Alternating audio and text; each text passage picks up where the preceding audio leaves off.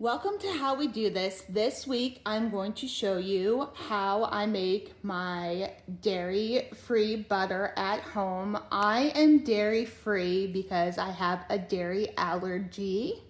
It is a mild one. It is not life-threatening, but it is mild enough or allergent enough to where I've cut it almost completely out of my life. There are some times where I go somewhere and it's unavoidable to completely not have dairy, but every time I go somewhere, I do my best to order dairy-free everything, and it makes it incredibly hard to eat out.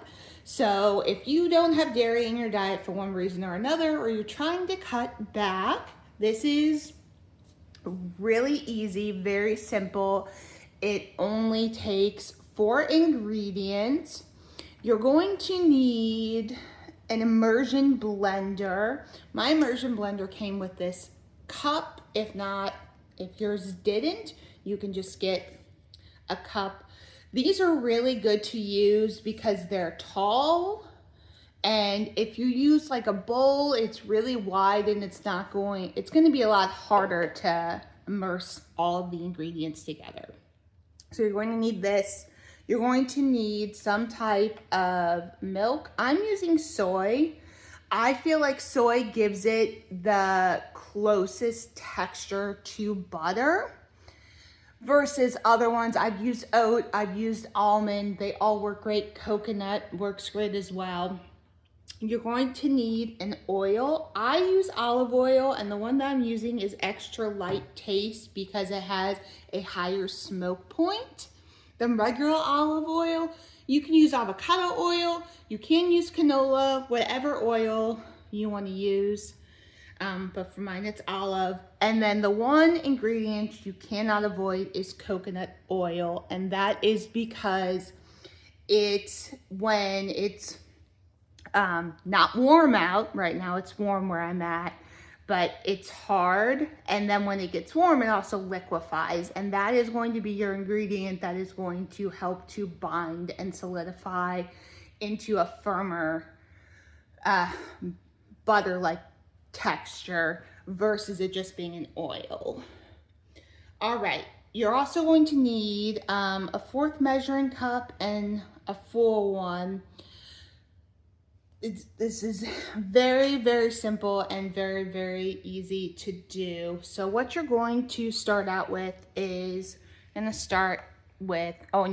you're going to need salt. If you do not use salt, then what's going to happen is it's going to taste very, very sweet, and you're not going to get the butter taste. So we need 3/4 of coconut oil. So I'm just gonna scoop 3 times with the 1/4. And you're going to add that in first. All right. Okay. And I'm just going to keep this, but set it off to the side because you really want to rinse it. Because it's got all that oil, you don't just want to set it down. And then we're going to do 3/4 a cup. Sorry, we'll do the cup for the milk. 3/4 a cup of the olive oil. That's why I said set the 4th cup off to the side. All right. Okay. And then we are going to immersion blend this.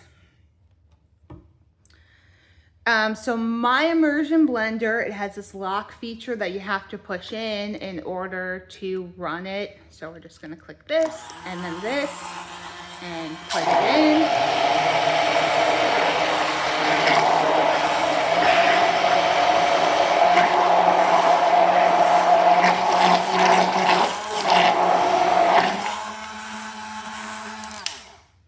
All right, and we're just blending until it has mixed together. You don't have to blend for any length of time right now because we're just mixing in the oils. So next we're going to do the salt. And I like to do a lot of salt. And It's because if you just do like a little pinch of salt, it's gonna taste really sweet because of the coconut oil, unfortunately. So I'm gonna do a couple of teaspoons of it. Let's do 3. And I know you're thinking that is a lot. You're going to find that you need that salt to counteract the sweetness of the coconut oil. And then I'm going to do a cup of milk. Like I said, I do soy. I feel like it solidifies the best and has the closest texture to actual butter. But you can do whatever milk works best for you. I'm just gonna, excuse my arm, putting that in the sink. Okay, so now we're going to do this again, and you're going to notice really quickly that this is going to, especially if you use the soy milk, that it's going to get thick and turn into more of a paste-like consistency really quickly. If you use other milks, that process is not going to happen until it sits in the fridge. Okay, so let's...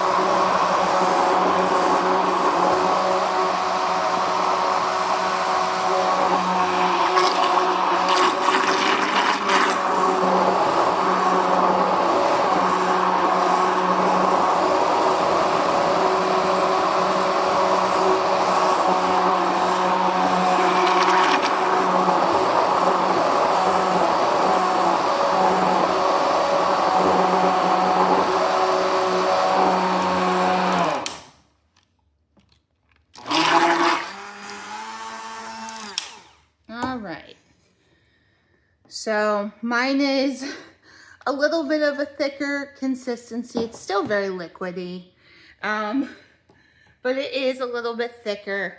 I'm going to do a little taste test and make sure that the salt content and everything is to my liking. It is very good. It's very creamy and very good. Salty, all of the things that you want from a good butter. And the next thing we are going to do is put this in a container, and you're going to stick it in the fridge for 3 or 4 hours until it sets. You can also stick it in the freezer for 30 minutes to an hour, and it'll help it to set a little bit quicker. But once it's set, it is going to become a spreadable butter, and I will show you that in a few hours. I just pulled this out. I've had it in the freezer for a little while, a couple of hours, and this is what it looks like fully set. And you'll be able to take a knife and just scrape it and put it on your toast or whatever you want to use for butter. I'm storing it in this glass container, but you can store it in whatever container you have. If you try this out, let me know in the comments what you think.